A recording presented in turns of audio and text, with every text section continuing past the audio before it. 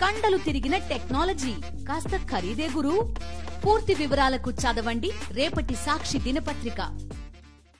విజయవాడ విలయానికి ప్రభుత్వ తప్పిదమే కారణమని మరోసారి ధ్వజమెత్తారు మాజీ సీఎం వైఎస్ జగన్. కరకట్టపై ఉన్న చంద్రబాబు ఇంటిని కాపాడుకోవటానికే బుడమేరు గేట్లు ఎత్తారని ఆయన ఆరోపించారు.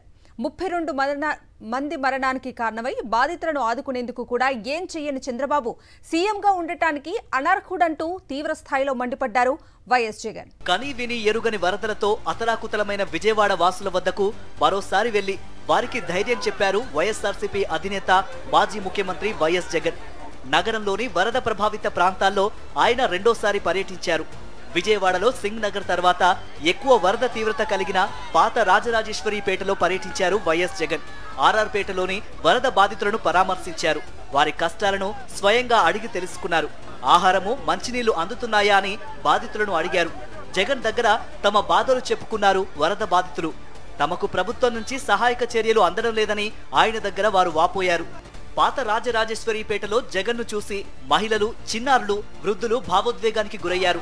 తమ కష్టాలు పంచుకున్నారు. వరదలు ముంచెత్తితే మంత్రులు కాని అధికారులు కాని తమ వైపు కన్నెత్తి చూసిన పాపాన పోలేదని వైఎస్ జగన్తో మొరపెట్టుకున్నారు. వరద బాధితులను ఆదుకునేందుకు సీఎం చంద్రబాబు ఏం చేయడం లేదని, అసలు ప్రణాళికాబద్ధంగా వ్యవహరించి ఉంటే పరిస్థితి ఇలా ఉండేది కాదని విమర్శించారు వైఎస్ జగన్. వర్షాలు, వరదల గురించి ముందస్తు సమాచారం ఉన్నా కాస్తో కూస్తో ఆదుకునే ప్రయత్నం చేయలేదని, చంద్రబాబు ప్రభుత్వం పూర్తి అలసత్వంతో వ్యవహరించిందని మండిపడ్డారు. తప్పెక్కడ జరిగింది అని అంటే మొట్టమొదటిగా చంద్రబాబు నాయుడు దగ్గర తప్పు జరిగింది. అసలు ఫ్లడ్ తుఫాను వస్తూ ఉందని నీకు బుధవారం రోజు నీకు సంకేతం వస్తే బుధవారం నువ్వు కానీ ఒక రివ్యూ తీసుకుని ఉంటే ఆ రివ్యూలో irrigation secretary, revenue secretary, home సెక్రటరీని పిలిచి నువ్వు రివ్యూ తీసుకుని ఉంటే, స్పెషల్ ఆఫీసర్లను పెట్టి ఉండింటే, కేవలం ఒక రివ్యూ తీసుకుని ఉండింటే, ఎవరెవరికి ఏమేం పనులు చేయాలని బాధ్యతలు అప్పచెప్పుంటే అసలు ఈరోజు ఈ పరిస్థితి ఉండేదే కాదు కదా. అధికారులను తప్పుపడుతూ తాను అధికారుల మీద నెపాన్ని వేసి తప్పించుకునే కార్యక్రమం చంద్రబాబు చేయడం అంటే ఇంతకన్నా దారుణమైన వ్యక్తి ప్రపంచంలో ఎవడూ ఉండడు. బుడమేరు గేట్లు ఎత్తకపోతే కరకట్టపై ఉన్న చంద్రబాబు ఇల్లు మునిగిపోయేదని, గేట్లు ఎత్తడం వల్లే వరద నీళ్లన్నీ విజయవాడకు వచ్చి జనావాసాలను ముంచేశాయని మండిపడ్డారు వైఎస్ జగన్. వరదతో మునిగిపోయిన తన ఇంట్లో చంద్రబాబు ఉండే పరిస్థితి లేదు కాబట్టే కలెక్టరేట్లో ఉండి ఆయన బిల్డప్ ఇస్తున్నారని ఆయన దుయ్యబట్టారు. తాను ఇంట్లో ఎందుకు ఉండడం లేదు అని అంటే తాను ఇంట్లో ఉండే పరిస్థితి లేదు కాబట్టి తాను ఇంట్లో ఉండడం లేదు. తాను ఇల్లు మునిగిపోయింది కాబట్టి తాను ఇంట్లో ఉండే పరిస్థితి లేదు కాబట్టి తాను ఇంట్లో ఉండడం లేదు.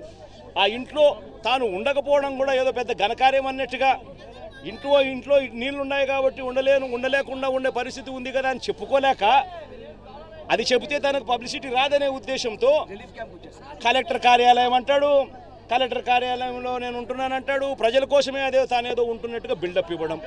వైఎస్ఆర్సీపీ హయాంలో గోదావరికి వరదలొస్తే 40,000 మందిని రిలీఫ్ క్యాంపులకు తరలించామని తెలిపారు వైఎస్ జగన్. ఆ సమయంలో వాలంటీర్లు, సచివాలయ సిబ్బంది అంతా కలిసి రిలీఫ్ క్యాంపుకు తరలించారని ఆయన గుర్తు చేశారు. ఇప్పుడు తుఫాను రాబోతోందన్న ముందస్తు సమాచారం ఉన్నా చంద్రబాబు ప్రభుత్వం ఎలాంటి చర్యలు తీసుకోలేదని మండిపడ్డారు. రిలీఫ్ క్యాంపులు ఎక్కడున్నాయమ్మా, ఉన్నాయా అని అడిగా. రిలీఫ్ క్యాంపులు లేవన్నా, ఎక్కడున్నాయో కూడా తెలియదన్నా అన్నాడు. 10,000 జనాభా ఉన్న ఈ ఏరియాలో 50 మందికి మాత్రమే ఆ పరిస్థితి. అక్కడికి పోయేసరికి అసలు రిలీఫ్ లేదు, వెనక్కి వెళ్ళిపోండి మా అని చెప్పి ఒకరో ఇద్దరు అన్నారు. రోడ్ల మీద పడుకుంటున్నారు ప్రజలు. కరెంటు లేదు, నీళ్ళు ఇచ్చే వాళ్ళు కూడా గత్యంతరం లేని నీళ్లు కూడా దక్కని పరిస్థితి.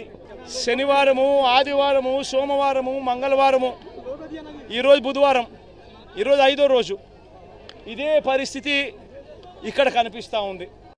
వర్షాలు, వరదలతో 32 మంది మరణించారని, ఇంతమంది చావుకు చంద్రబాబే బాధ్యత వహించాలని డిమాండ్ చేశారు వైఎస్ జగన్. తప్పు చంద్రబాబు దగ్గరే ఉందని, ఆయన చేసిన తప్పులకు అధికారులను తప్పుపడుతున్నారని మండిపడ్డారు. ముఖ్యమంత్రిగా చంద్రబాబు అట్టర్ ఫ్లాప్ అయ్యారని, సీఎం పదవికి ఆయన అనర్హుడని విమర్శించారు. ఆ రెగ్యులేటర్ గేట్స్, బుడమేరు మీద ఉన్న రెగ్యులేటర్ గేట్స్ మీరు ఎందుకు ఎత్తాల్సి వచ్చింది? ఇంతకు ముందే దాన్ని ఎత్తి 3 రోజుల ముందు నుంచే కింద ఎత్తి పెట్టుకొని ఉంటే ముందుగానే వెళ్ళిపోయిండేటే కదా. నీళ్ళు ఒకటేసారి ఉధృతంగా వచ్చే పరిస్థితి ఉండేది కాదు. లేదా దాన్ని రెగ్యులేట్ చేసి ఉంటే కనీసం అక్కడ నుంచి డైవర్షన్ ఛానల్ నుంచి పోలవరం కెనాల్ నుంచి ప్రకాశం బ్యారేజీలోకి నీళ్లు వెళ్ళిపోయి అటు నుంచి అటు సముద్రంలోకి వెళ్ళిపోయి ఉండొచ్చు. కేవలం ఆ గేట్లు ఎత్తకపోతే చంద్రబాబు నాయుడు ఇల్లు మునిగిపోతుందని, చంద్రబాబు నాయుడు ఇల్లు కాపాడుకునే దానికోసం ఆ గేట్లు ఎత్తడం, విజయవాడ నగరాన్ని పూర్తిగా ముంచేసే కార్యక్రమం చేయడం, ఇది చంద్రబాబు నాయుడు గారు చేసింది. తప్పు చంద్రబాబు దగ్గర ఉంది కాబట్టే ప్రతి కుటుంబానికి ఆయన క్షమాపణలు చెప్పి పరిహారం అందజేయాలని డిమాండ్ చేశారు వైఎస్ జగన్. చనిపోయిన వాళ్లకు 25 లక్షల రూపాయల చొప్పున పరిహారం అందించాలన్నారు.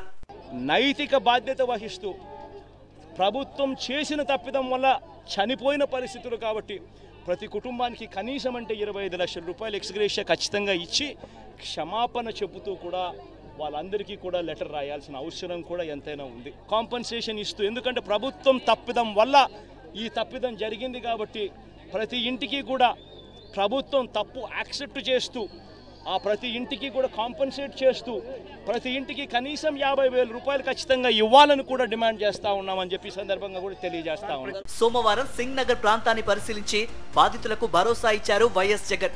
ఇప్పటికే వైఎస్ఆర్సీపీ తరఫున ₹1 కోటి విరాళాన్ని ప్రకటించగా పార్టీ క్యాడర్ కూడా వరద బాధితులకు పాలు, మంచినీళ్లు, ఆహారం అందజేస్తోంది.